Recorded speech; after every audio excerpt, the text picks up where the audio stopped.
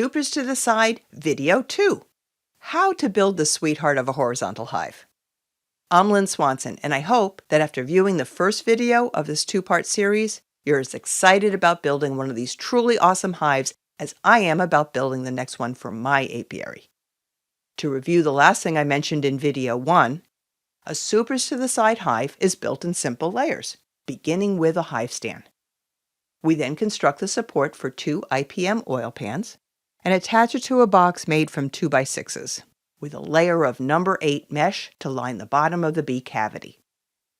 An upper box is then made from 2x12s with a rim that supplies support for the roof. From the center outward, to create space sufficient for 2 large bee colonies, you have your 2x layer surrounded by rigid R5 insulation, which then gets covered with 3/8 inch plywood and some trim and some vinyl siding. Lastly, a slanted roof is constructed and hinged into place. Having built 5 of these 2-colony hives and looking forward to building the 6th, here are some hints for your first construction. First, consider building 2 hives at a time. It's a really good use of your lumber and your time. If you only want to construct 1 hive for yourself, but you have the space to construct 2, ask a fellow beak if he or she wants to build one too. This way you can help each other when 4 hands are better than 2. Third, don't pre-cut your lumber. Cut it to length as you construct your hive. I've found that no 2 hives are exactly alike. Sometimes a variation of a 1/16 of an inch to an 1/8 of an inch results. Lastly, be sure to work where it is easy to move the finished hive to your apiary. These aren't small structures, and you don't want to have to carry them down steps or for long distances. We found using a padded dolly made with pieces left over from an old push lawnmower to be really handy for this. I'm going to jump right into my instructions for constructing a hive. A full tools and materials list will follow, and you can download a written copy of these lists from the apiary page of Safe Harbor Farm's website, safeharborfarm.org. The cost of all these materials for the last 2 hives I built was $900. That's $450 per hive, or $225 per colony. And with all the perks you get, these hives are worth every penny and more. The first thing you'll construct is a hive stand made from treated 4x4s and 2x4s, plus some rigid R5 insulation. If you'd like, you can use 2x6s instead of 2x4s on the sides. Your call. The finished stand should measure 21.5 inches by 57 inches. I built my hive stands to be 13 inches high. When placed atop 1-inch paving blocks, this puts my inner covers at a comfortable tabletop working height for my 5-foot 4-inch frame. If you're a lot taller or a bit shorter, you may wish to adjust the height of your hive stand an inch or 2 either way. To cut and fit your insulation, turn your hive stand over to trace its edges and use a keyhole saw to cut. Here is another picture of some finished hive stands to illustrate their super simple configuration. Be sure to use lots of wood glue and sturdy screws to join everything together so the integrity of your hive stand never gets called into question. The next step is to cut a piece of plywood to cover your hive stand. It forms the bottom of your hive. Ignore how the hive stand in this picture is different from what I just showed you. It's actually for a completely different style of hive, one of 2 long legs that I use for producing nucleus colonies. For both hives, the hive bottom is the same. With your trays in place, frame them on 3 sides with wood cut from a 2x4. The piece at the front of your hive, which is at the back of your tray platform since you'll be accessing these trays from the back, will be narrower than the others. This is to leave enough room for your trays and some nice tray covers. Glue your frame pieces in place, leaving 2 inches unglued at each end for the drip edge that will be added later on. Your tray should slide easily in and out. Once the glue is dry, remove the trays, turn your base over, and add screws from the bottom for added stability. Using your keyhole saw and a chisel, cut a shallow groove centrally on each side and the middle bar. This is to support a 5-foot chain link tension bar trimmed for this purpose. When you are finished, this bar should be perfectly flush with the wood, the better to support the wire mesh bottom of the next layer without sagging. Remove the trays and bar to give everything a thin coat of good quality primer and 2 coats of latex paint. See this inexpensive chip brush? It cost a little over $1 and it painted 2 entire hives with multiple layers of primer and paint over the course of a few weeks without ever being washed once. No waste of paint. No polluting our watershed with latex and other toxic chemicals. All I did was wrap it snugly in the same piece of plastic between uses to keep the brush wet. If you don't already do this, give it a try. It's an excellent painting hack. Once your paint is dry, replace your trays and nail your drip edge in place, fitting it between the plywood and your framing lumber. This is also when I fashion simple pull handles for my trays using Gorilla Tape. It makes sliding the trays out so much easier. On to the next layer.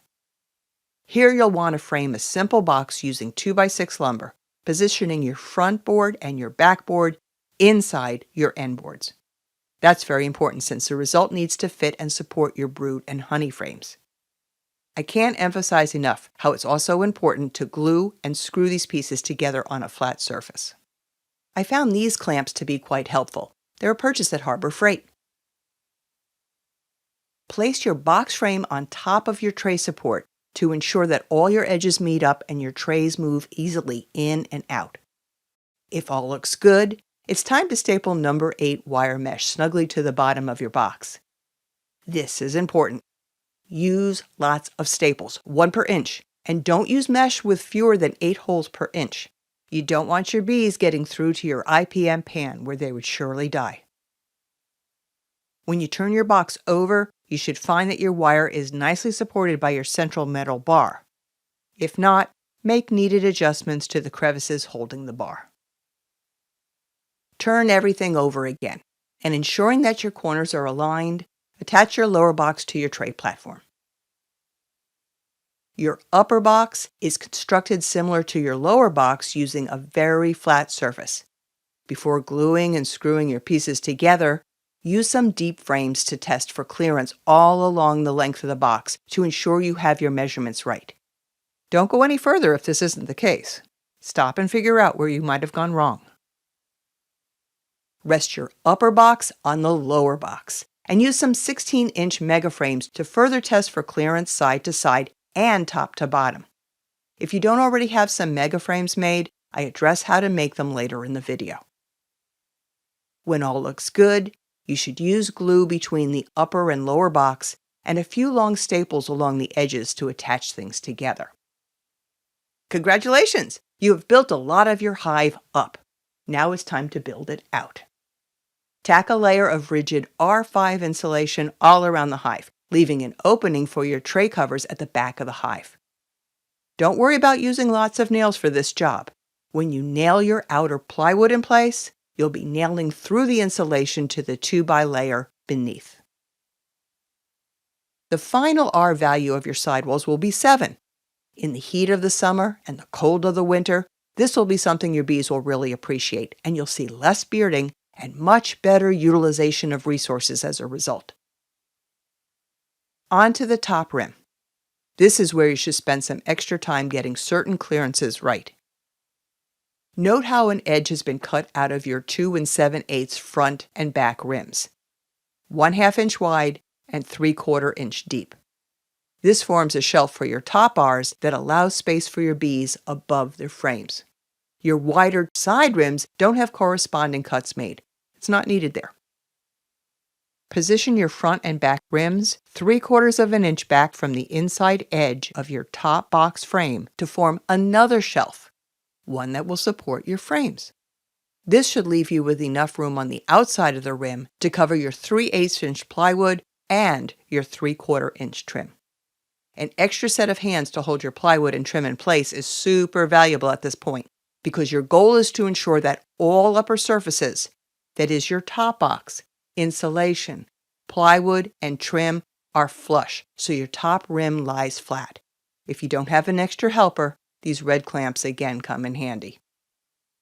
Either way, I use a piece of 1x4 to get everything aligned before using lots of 2.5 inch screws to connect the plywood through the insulation to the central 2x layer. The first piece of trim that gets attached over the plywood fits just under the upper rim all around the hive. This is what it should look like when you're finished. 1x4 trim is then added vertically on both sides of each corner, extending a 1/4 inch beyond the bottom of the hive. An additional piece of 1x6, or 1x8 if you prefer, is added on the front to the right and to the left to frame and support 2 hive entrances. Use good quality rust-resistant finishing nails for your trim, and take the time to fill and then sand any small defects in your wood. Create your hive entrances. I've come to really like the versatility of these metal hive circles, and to create entrances using them only requires a deep 1.5 inch hole cutting bit. I angle my cut upward 5 degrees to discourage rain. Not that it's a really big issue because of the overhangs. I've also used entrance slots measuring 3/8 inch high by 5 inches wide. To make them requires a router, or at very least a 3/8 inch drill bit and a deep jigsaw. Not as easy as using a simple hole cutting bit. Your entrances created, it is now time to paint. I recommend a thin coat of primer on your top rim, trim, and plywood, followed by 2 coats of some really good quality latex paint. And while your paint is drying, it's a good time to make a whole host of hive components. Your landing boards and porch overhangs, your IPM tray covers, follower boards, top boards, clear inner covers, some mega frames for your brood, and some deep and medium frames for honey harvesting. The landing boards and overhangs I make couldn't be simpler. They're essentially boards cut from 1x4 and 1x6 stock, attached to a smaller piece of wood used as the connecting piece. I use a belt sander to create a 5-degree angle at the back of both pieces. This hive's IPM tray covers also couldn't be simpler to make. They're simple pieces of wood cut from 2x4 stock, to which handles are attached. I've tried lots of different kinds of handles, and I found using inexpensive plastic 1.5 inch conduit clamps to be the best. You can find them in the electrical department of any hardware or home improvement store. Making your follower boards requires a little more attention to detail, since a good follower board should slide side to side without too much difficulty once its propolis seal has been broken, all the time keeping your bees from wandering to the other side.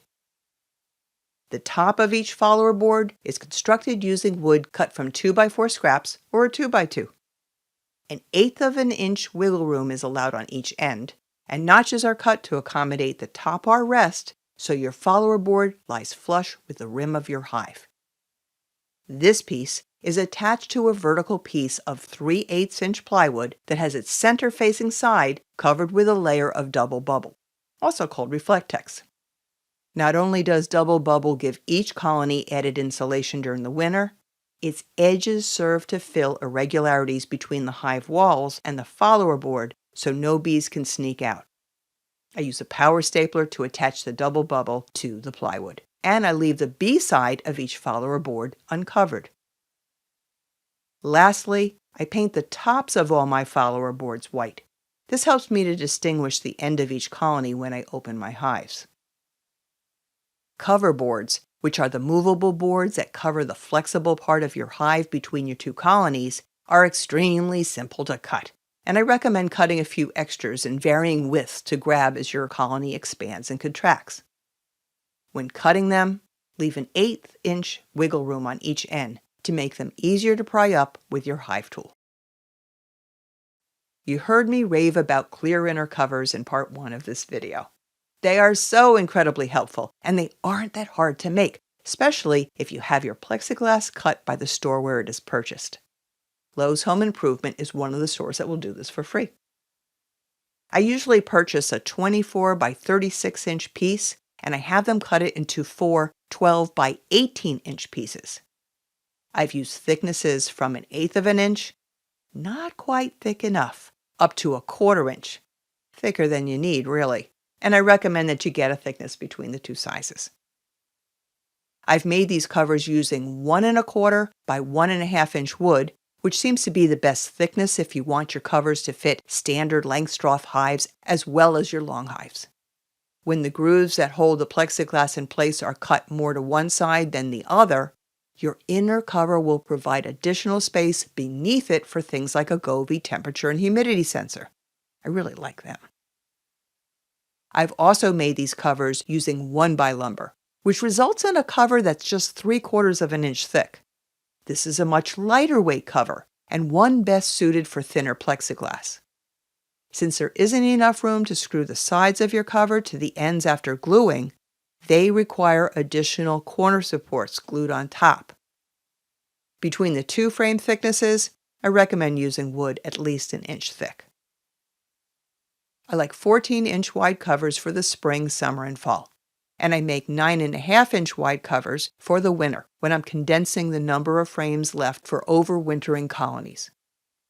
I position the hole to fit a rapid round feeder, more to one side than in the middle, and I cut each hole using a regular hole cutting bit.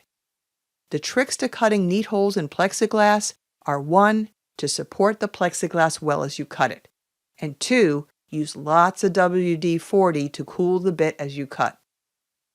These are the corks that I use to close the inner cover holes when they're not being used for other things.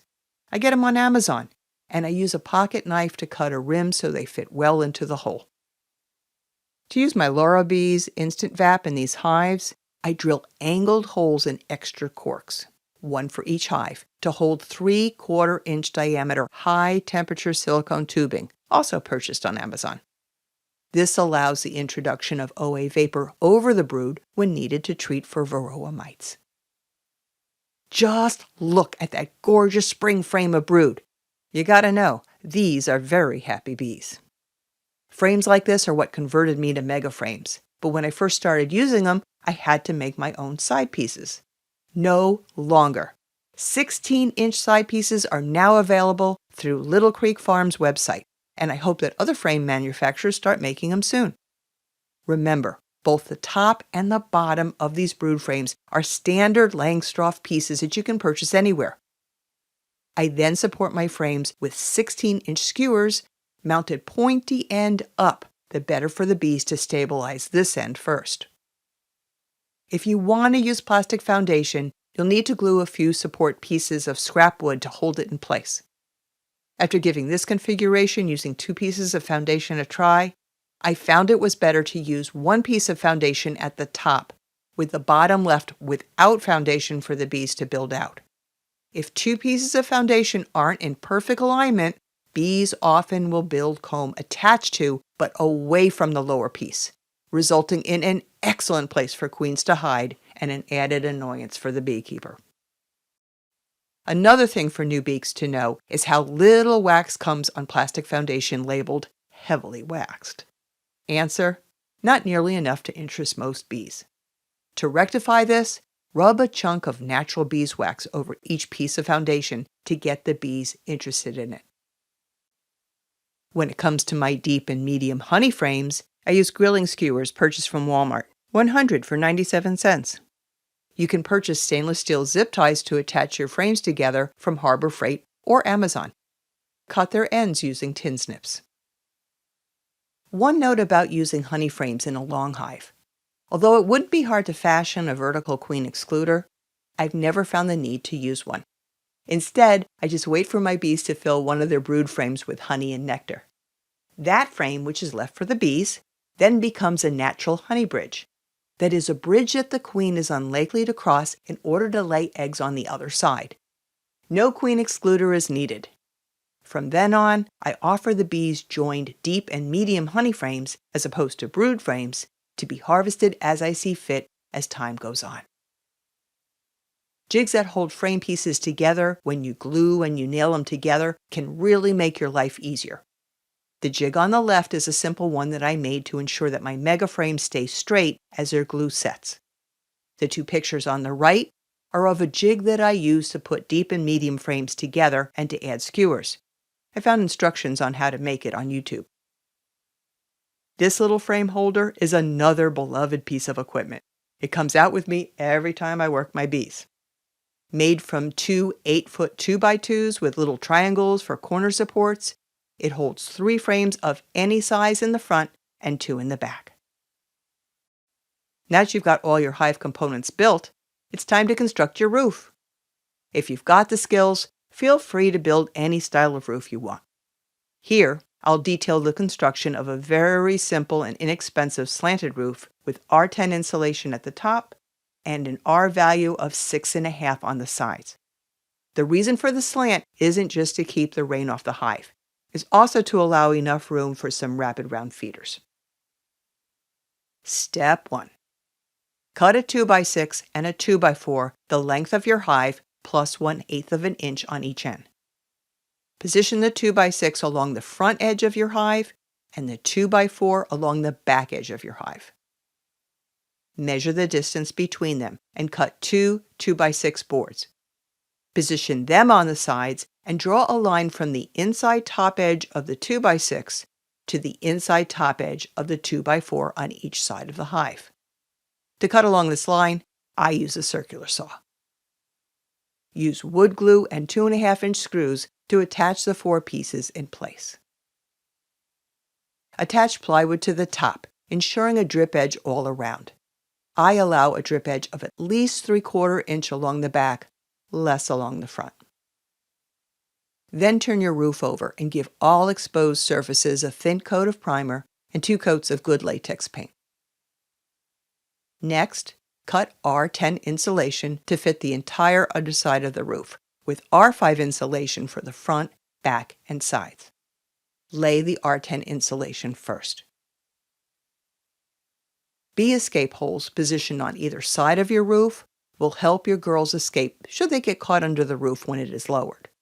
To make them, drill a 3/4-inch hole on either side. Cut 2.5-inch sections of 3/4-inch PVC pipe and fit them into the holes you just cut. Lastly, cover each hole with a plastic bee escape. You can purchase them at any bee supply or on Amazon. I've been covering my hive roofs with 3 pieces of roofing aluminum that comes in 24-inch widths.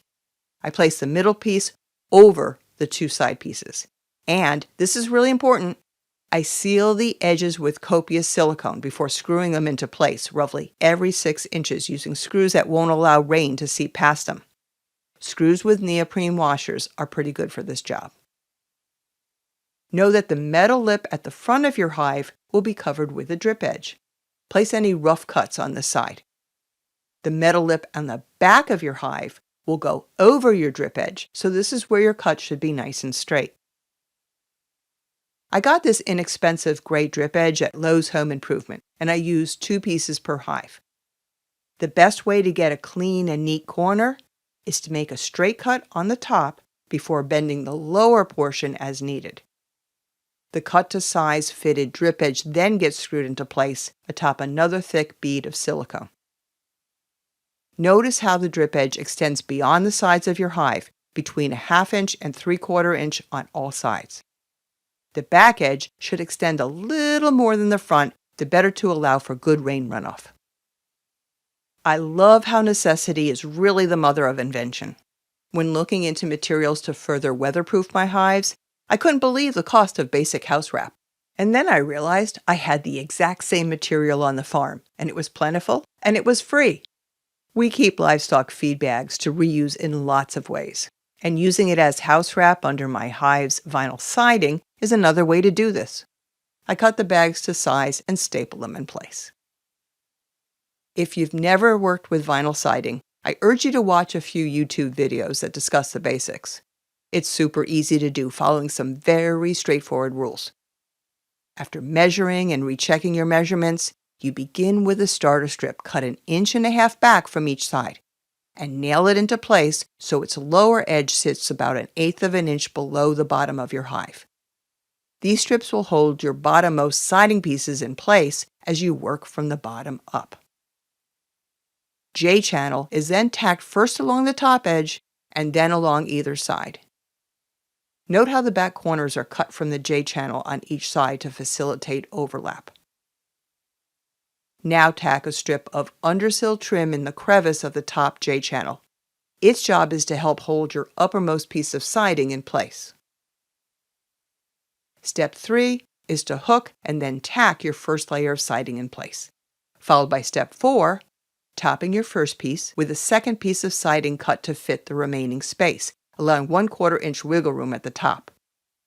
Since this piece isn't attached by any other means other than how it is hooked into the first piece, I support its edges with a partially driven screw placed strategically at both ends. This hidden screw doesn't go through the siding. Rather, it just sits under the lip of it. When cutting your siding pieces, ensure you leave 1/4 inch free space on either side in addition to at the top of the top piece. This allows for expansion during hot days. And you may want to wait and attach your siding once your hive is already out in your bee yard. You don't want to crack it during transport. I've even added siding to hives with bees in them, several times. It might be because I have sweet-natured bees, but my girls have never seemed to mind it. Speaking of moving your hive into place, I highly recommend removing all boards, trays, frames, and inner covers before moving. Disconnect the roof and move it and your hive stand independently. It will make the hive much lighter to transport. Lastly, when moving your hive, hoist it from the corners, here and here, but not in the middle where your insulation or IPM tray drip edge will get in the way.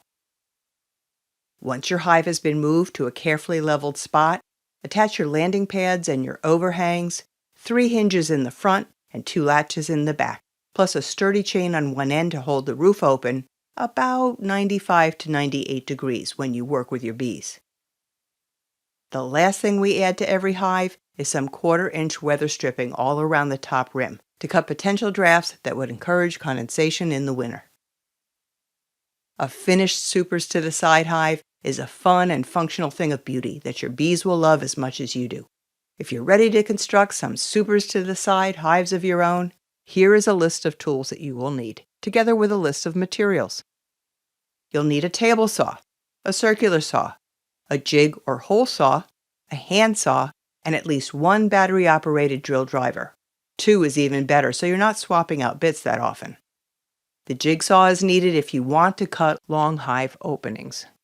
If you'd rather use metal hive discs, then a hole saw is all you need. If you know your way around a router, having one can be useful. We didn't use one since neither of us was that good with one, but given more expertise, we definitely would have. To maintain accuracy, you'll need a measuring tape, a speed square, and a good straight edge. You'll also need a hammer, power stapler, some clamps, a wood chisel, and of course a pencil for marking measurements, together with a good pair of tin snips for cutting roof metal and vinyl siding. A belt sander is really helpful, as is a chop saw. Your materials will include 2 widths of exterior grade plywood, 3/8 inch and 1/2 inch. The latter may be labeled 15/32 of an inch because that's just how wood is sized nowadays. You'll need to purchase treated 4x4s and 2x4s or 2x6s for the hive stands, and untreated 2x4s, 2x6s, 2x12s, and 1x4s for the hive's frame, roof, and trim. All of the wood should be without warps or excessive knots. Pay extra for the good stuff. You'll need vinyl siding, siding starter strips, J-channel, and undersill trim. Putting siding up isn't rocket science. It's a measure 3 times cut once sort of job that can last maintenance-free for many, many years, even on a beehive. I only wish it was an environmentally friendly product. The same sentiment applies to the 2-inch R10 and 1-inch R5 insulation board we use. There's nothing quite as easy to use, but no one is saying its manufacturer is environmentally friendly. Add 2 pieces per hive of 3/16 or 1/4 inch clear plexiglass, pre-cut to 12 inches by 18 inches for your observation windows. We found the 18 by 26 inch server trays that we use for $13 a piece at a local restaurant supply store. You'll also need some Tide Bond 3 wood glue and a variety of screws and nails and 3/8 inch staples for your staple gun. Some sandpaper and wood filler for filling in cracks between the boards before painting too. When purchasing the size 8 wire mesh that we use to separate the bees from the IPM pans, we opted for galvanized because it was less expensive than stainless steel. Time will tell as to how it's going to hold up to the oxalic acid we use for varroa control. 20 months in, though, we're having no trouble at all. Add 3 solid hinges for the front of your hive, 2 latches for the back, some decent metal to top off your roof, and some chain to support it, and you're in good shape. When it came to the metal that tops the gable roofs of our first 3 hives, we looked to a local expert. He chose the metal, not too heavy and not too thin. He made all the bends and the creases, and he attached it to the rest of the roof that we supplied. A truly professional job. With the simpler slope roof that we now use, we use 24-inch aluminum made for soffits. Honestly, you've got lots of options when it comes to roofs. When you decide to do what you want to do, just be sure your roof doesn't become too heavy. You'll also need to decide what kind of landing boards, entrance overhangs, and entrance style you want. Then pick out knobs for your IPM tray covers. You'll need 1/4-inch weather stripping, good primer and paint, 1 foot of the 3/4-inch PVC pipe, and small plastic bee escapes for your roof. Add to that number 34 corks for the holes in your see-through inner covers and some double bubble to line your follower boards. I've always found a cut list to be helpful when constructing something for the first time, so I've made one for you. Note that it's for constructing 2 supers to the side hives, since building 2 at a time is a really good use of supplies in your time. Note, too, that I only give you measurements for the first 4 layers you build: the hive stand, tray platform, lower box, and upper box. Don't panic. Take custom measurements as you build your hives up and out, and you won't regret it. You also won't find yourself agonizing over 1/8 of an inch here, or heaven forbid, a 1/4 inch there. When it comes to treated lumber for your hive stand, you'll need to purchase 4 8-foot 2x4s and 2 8-foot 4x4s. Again, feel free to use treated 2x6s instead of treated 2x4s if you desire added stability. All the rest of your lumber must be untreated. The upper box requires 1 8-foot and 2 10-foot 2x12s. The lower box and roof will require 1 8-foot and 4 10-foot 2x6s. Your roof and IPM tray platform will require 1 12-foot, 4 10-foot, and 2 8-foot 2x4s. These are the measurements you'll need for your tray platform. Your trim will require 7 8-foot 1x4s and an 8-foot 1x6 or 1x8, depending upon how you want to trim out your hive entrances. The hives pictured in this video have a 1x6 trim, but I think I'm going to switch to a 1x8 entrance trim in the future for aesthetics. 1x lumber left over after your main cuts can be used for landing boards and overhangs. You will need 2 sheets of 15/32 plywood for your roof, floor, and follower boards, and 2 sheets of 3/8 plywood for your hive front, back, and sides. Lastly, you will need 2 sheets of rigid R5 insulation for the hive bodies, plus 1 for the hive stands, and 1 sheet of R10 for your roofs. Best wishes for a fun and happy hive build. I've tried hard not to leave anything important out, but after making 5 of these hives, I sometimes go on autopilot and take things for granted. If you notice anything missing after reviewing this video twice, let me know and I'll try to answer questions and concerns added to the comments section below. Alternately, you can find my contact information in the North Carolina State Beekeepers Association Yellow Book. And if you love your supers to the side hives as much as I do mine, please help me spread the word to others. The same thing applies to all the practical dog behavior content you can find on our YouTube channel and website, givesmiles.us. Check them out if you haven't done so already. Cheers!